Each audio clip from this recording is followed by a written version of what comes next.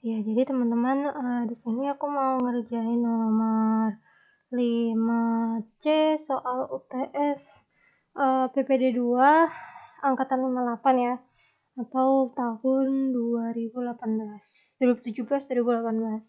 Nah, di 5C ini, lakukan pengujian normalitas terhadap variabel pendapatan lain ya. Nah, ini perlu diingat, ini kan mentang-mentang nih ya 5A, 5B itu yang dianalisis pendapatan total gitu kan. Terus lakukan uji normalitasnya juga terhadap pendapatan total gitu.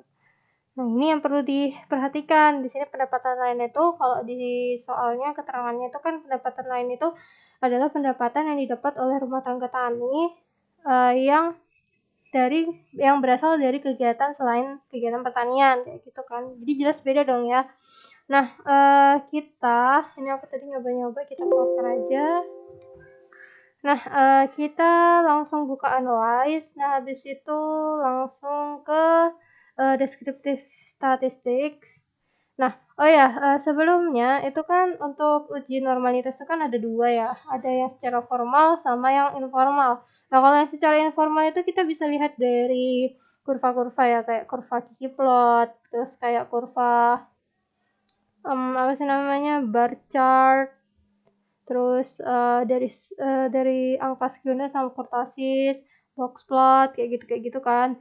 Karena distribusi normal itu salah satunya ciri-cirinya adalah simetris. Nah, kalau misalnya kita mau uji kenormalan dengan cara informal itu kita bisa langsung buka deskriptif, terus frekuensis. Nah, nanti kita masukin variabelnya, itu adalah pendapatan lain, terus kita mau mengeluarkan statistik skewness sama kurtosisnya, baru chartnya juga buat mengeluarkan histogram sama show normal curve on histogram. Nah, ini oke ya. Baru kita klik oke. Nah, ini untuk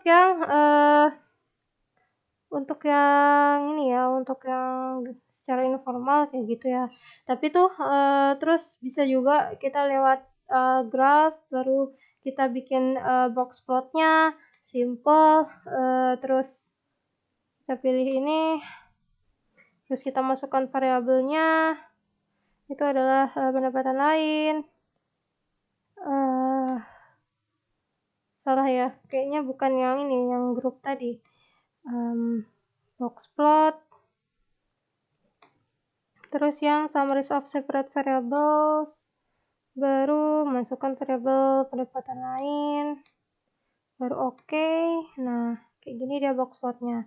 Nah, sebenarnya ada fitur SPSS yang udah tuh yang sekali klik itu bisa mengeluarkan box plot, Kiki plot, histogram, atau bahkan diagram batang plus uji hipotesis secara formalnya, yaitu uji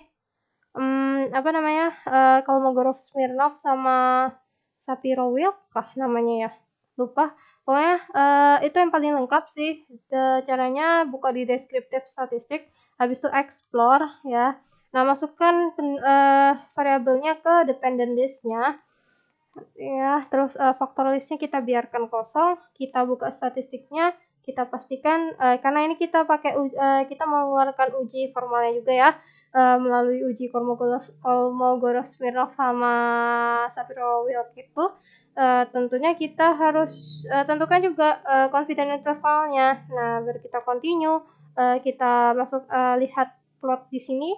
Kalau secara default dia cuma mencetang statement leaf-nya ya. Tapi kalau misalnya kita mau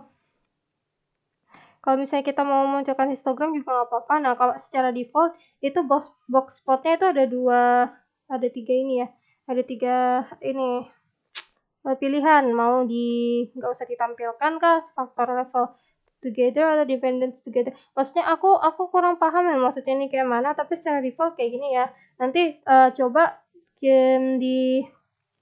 biarkan secara default aja ya. Nah, terus nanti ini yang paling penting nih untuk memunculkan uji formalnya di sini, centangkan normality plots with test.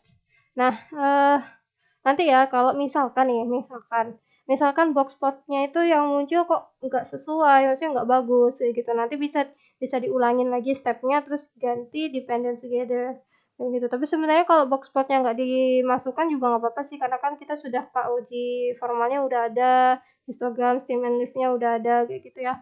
Langsung continue, pilih optionnya udah biarkan secara default aja. Baru displaynya kita mau displaykan apa nih? Statistiknya doang kah? Atau beserta plotnya kah? Atau plotnya aja kah? Nah, statistik tadi itu kan dia biasanya ini ya, uji-uji itu kan. Nanti kemungkinan besar kalau misalnya statistik plots doang yang kita masukkan, nanti uji-ujinya takutnya nanti nggak keluar juga kayak gitu. Jadi kita pilih plot aja biar lebih lengkap ya.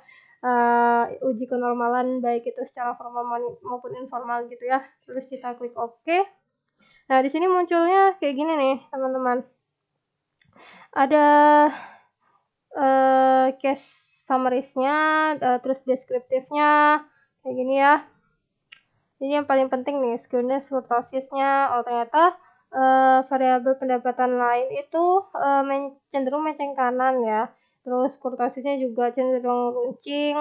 Nah, habis itu di sini tes normality-nya, uji secara formalnya. Di sini aku kurang tahu ya perbedaan kapan kita pakai Kolmogorov-Smirnov sama Sapir-Whorf. Tapi menurut informasi atau sumber biasalah sumberku tuh YouTube ya. Nah, itu Kolmogorov-Smirnov digunakan kalau misalnya jumlah datanya atau jumlah observasinya itu banyak ya. Kalau Sapir-Whorf itu yang sedikit. Tapi kalau misalnya kita lihat dari p-value-nya juga, ini kalau misalnya tes normality itu kan hipotesis nolnya, berarti data itu distribusi normal. Kalau misalnya hipotesis alternatifnya ya berarti distribusi tidak berdistribusi normal ya gitu ya. Nah, ini kebetulan sig-nya atau p-value-nya adalah 0,00.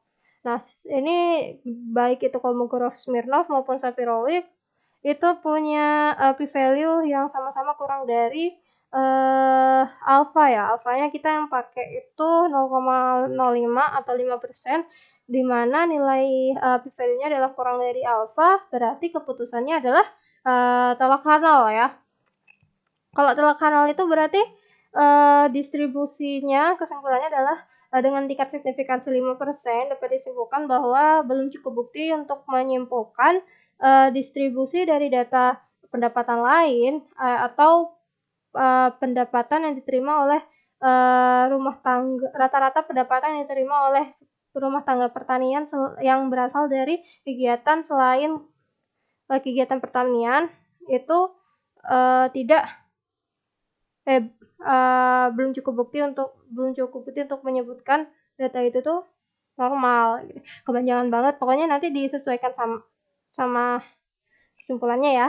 Terus di sini ada histogramnya ya, terus ininya stem and leaf-nya, terus kiki plotnya juga. Ini cenderung apa ini ya, membentuk distribusi kuadratik kah ya?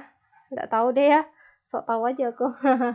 Nah, ini kayak gini dia nggak membentuk garis lurus gitu ya. Maksudnya ini kayak regresi linear ya. Ini, tapi cuman dia yang dianukan yang di dot-dotnya itu ya kiki kuantile kah?